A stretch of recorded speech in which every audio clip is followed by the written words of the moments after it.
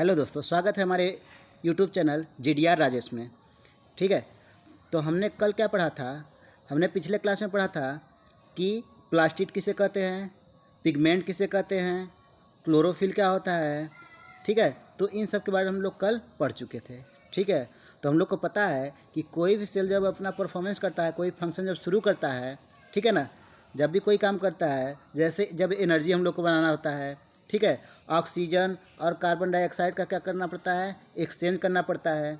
ठीक है, और भी जो हमारे अंदर रासायनिक अभिक्रियाएँ होती रहती हैं, जो सेल के अंदर रासायनिक अभिक्रिया होती है, वो क्या होता है, सेल अकेले नहीं करता। सेल के अंदर ढेर सारे सेल ऑर्गेनल्स होते हैं, यानी कि कोशिकांग होते हैं, ये सारा कार्य करते हैं। ठीक है, इन्हीं में से एक इम्पॉर्टेंट हम लोग का सेल ऑर्गेनल्स है वैक्यूल्स। ठीक है, तो आज हम लोग क्या करेंगे, आज हम लोग वैक्यूल्स के बारे में डिटेल पढ़ेंगे कि वैक्यूल्स किसे कहते हैं, ये क्या कारण है कि वैक्यूल्स प्लांट में बड़े होते हैं, एनिमल में छोटे होते हैं। ठीक है ना, तो इन सब जानकारी हमको प्राप्त करना है। ठीक है ना, तो इसके लिए आप लोग वीडियो में पूरा बने रहिए, पूरा वीडियो देख कर जाइएगा। ठीक है, अब देखिए, जो हम लोग का ये आपको जो दिख रहा है, ये आपका है एनिमल सेल, ये आपका है एनिमल सेल।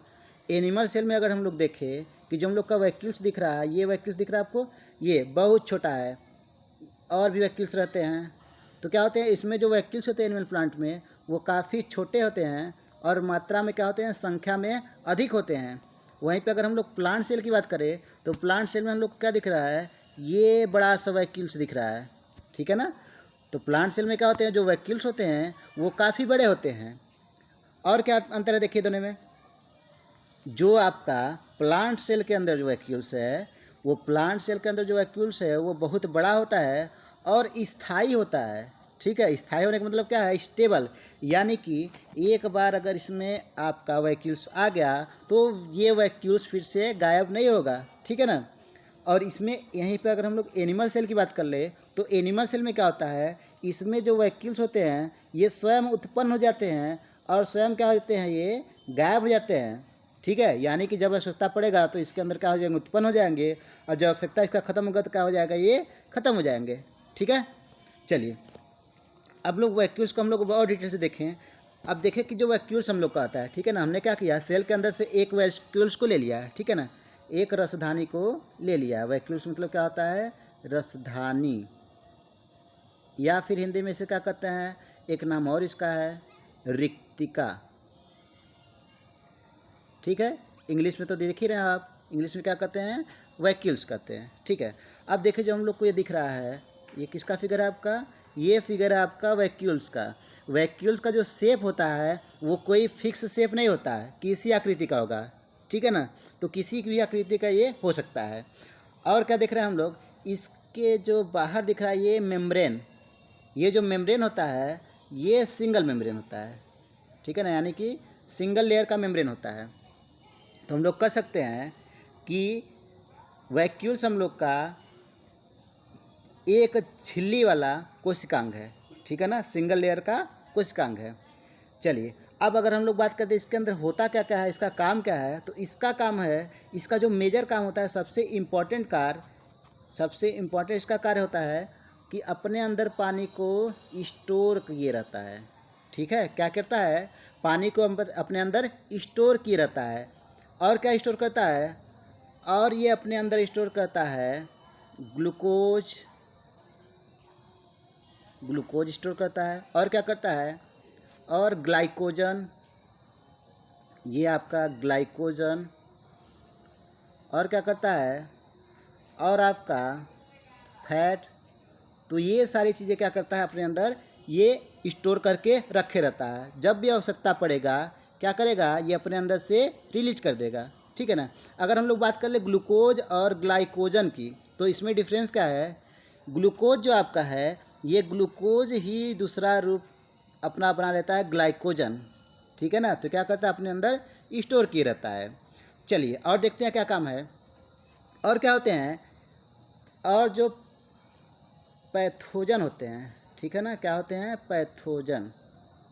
अब पैथोजन क्या होते हैं इसकी अगर बात कर लें हम लोग, तो क्या होता है हम लोग का, जो आपका बैक्टीरिया हो गया, वायरस हो गया, फंगल हो गया, ठीक है ना, तो ये सब क्या है, इसको पैथोजन कहते हैं। अब क्या होता है, कि सेल के अंदर कभी कभी सेल के अंदर क्या होता है, वायरस, बैक्टीरिया यानी कि हार्मफुल जो मटेरियल होता है वो इसके अंदर एंटर कर जाता है। जब एंटर कर जाता है तो क्या होता है, जो वैक्यूल्स आपका इसके अंदर रहता है वो वैक्यूल्स क्या करता है, इसको अपने अंदर स्टोर कर लेता है।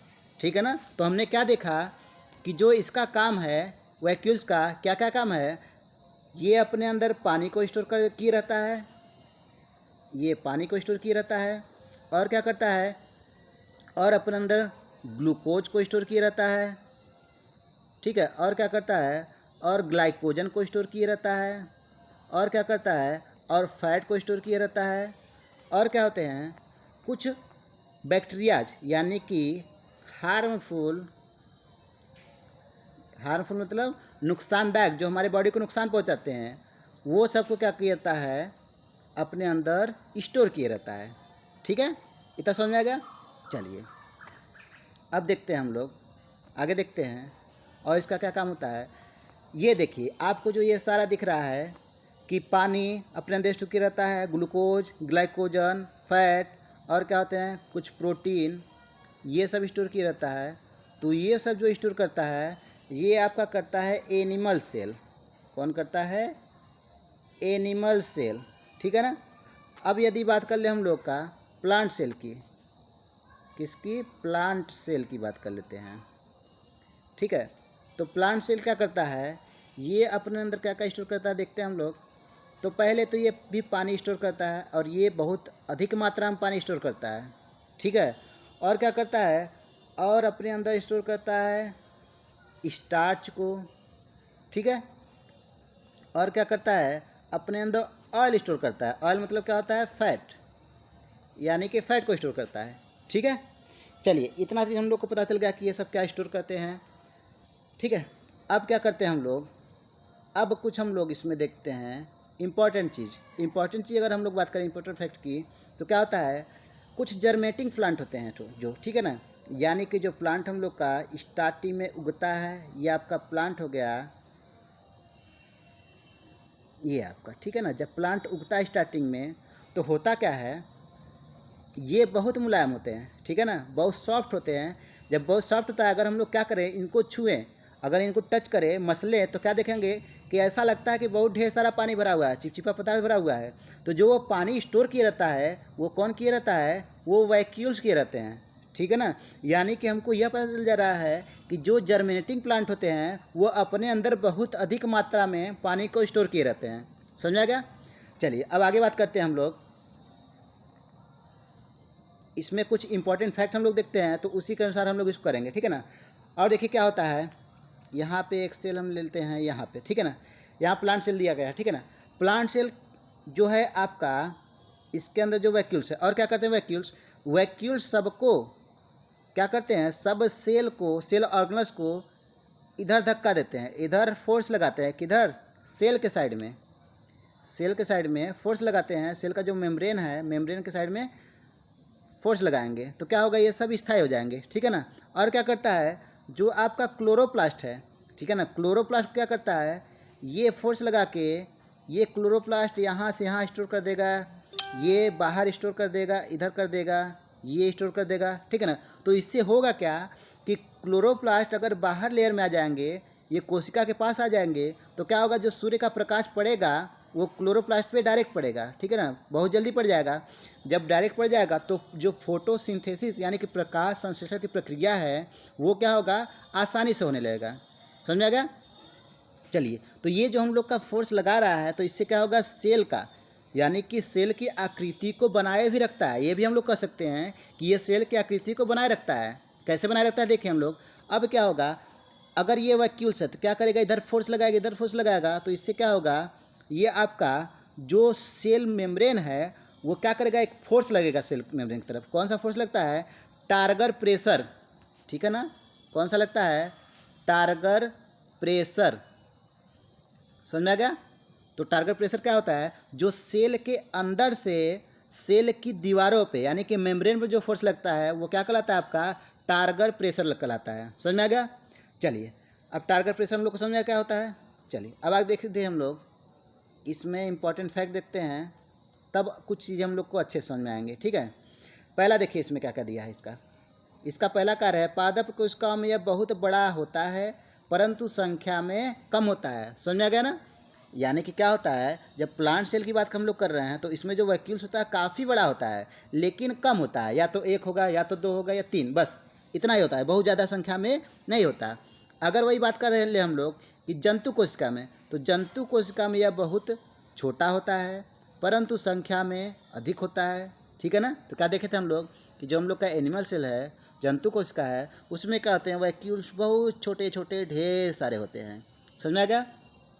चलिए अब क्या देख रहे हैं हम लोग, अगला पॉइंट, यह अपने अंदर पानी, प्रोटीन, एंजाइम तथा अपशिष्ट पदार्थ संग्रहित करके रखता है। ठीक है ना? तो क्या करता है, अपने अंदर पानी को स्टोर करता है, और क्या करता है, प्रोटीन को स्टोर करता है, और क्या होता है, कुछ एंजाइम्स होते हैं। ठीक है ना? कुछ एंजाइम्स ऐसे होते हैं जो क्या होता है, हम लोग का सेल के अंदर जब हम लोग का ऊर्जा बनने की प्रक्रिया होती है, ठीक है ना, ग्लाइकोलिसिस होता है हम लोग का, उसमें क्या होता है, पायरुविक एसिड बनता है, लैक्टिक एसिड बनता है। तो इसमें और भी जो हम लोग का जो वेस्ट एसिड होता है वो क्या होता है, ये एक एंजाइम की तरह होता है, ये अपने अंदर क्या करता है, स्टोर कर लेता है। ठीक है ना? अगला पॉइंट, यह टारगर प्रेशर संतुलित किए रहता है। ठीक है ना? तो हमने अभी बताया टारगर प्रेशर किसे कहते हैं कि सेल के अंदर से हम लोग का जो दीवारों पर यानी कि मेम्ब्रेन पर जो फोर्स लगता है वो क्या कहलाता है आपका, वो टारगर प्रेशर कहलाता है। समझ में आ गया? चलिए आगे देखते हैं हम लोग रिक्त का।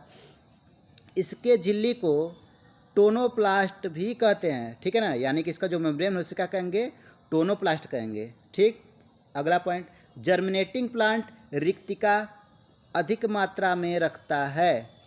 ठीक है ना? यानी कि जो जर्मिनेटिंग प्लांट हमने बताया कि जो पौधे हम लोग का स्टार्टिंग में जो अंकुर रहते हैं, जो छोटे रहते हैं, स्टार्टिंग में जब उगते हैं, ठीक है, ये आपका प्लांट हो गया, ये जब उगते हैं तो क्या होता है, ये काफ़ी मुलायम होते हैं। जब काफ़ी मुलायम होते हैं तो किसके कारण होते हैं उन लोग को, वो पानी के कारण होते हैं। और पानी किसके अंदर स्टोर रहता है, वैक्यूल्स के अंदर। तो हम लोग कह सकते हैं कि जर्मिनेटिंग प्लांट रिक्तिका अधिक मात्रा में रखता है। समझ में आ गया? अगला, पादप कोशिका में स्थायी यानी कि परमानेंट होता है। समझ में आ गया? पादप कोशिका यानी कि प्लांट सेल, प्लांट सेल जो होते हैं, प्लांट सेल के अंदर जो वैक्यूल्स होते हैं वो फिक्स होते हैं। ये नहीं है कि आज आपको वैक्यूल्स दिख गया तो कल नहीं है। ठीक है ना? ऐसा नहीं होता है, वहाँ पे है तो रहेगा हमेशा।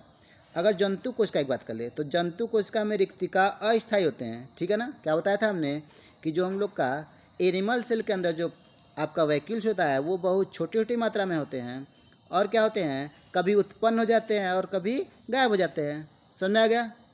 चलिए और क्या होता है देखिए इसमें, और सेल जो हम लोग का होता है, अगर प्लांट सेल की बात कर लें, ठीक है ना, प्लांट सेल की बात कर लें तो प्लांट सेल में जो वैक्यूल्स होता है बहुत बड़ा होता है। बहुत बड़ा कहने का मतलब ये हम लोग का होता है कि लगभग 30 से 80% तक वैक्यूल्स हो सकते हैं। समझ में आ रहा है? अगर हम लोग प्लांट सेल को देखना चाहें, अगर कि मान लीजिए आपका ये प्लांट सेल हो गया, चलिए हम ड्रा कर देते हैं प्लांट सेल को, ये आपका प्लांट सेल, इस प्रकार से ये प्लांट सेल हो गया।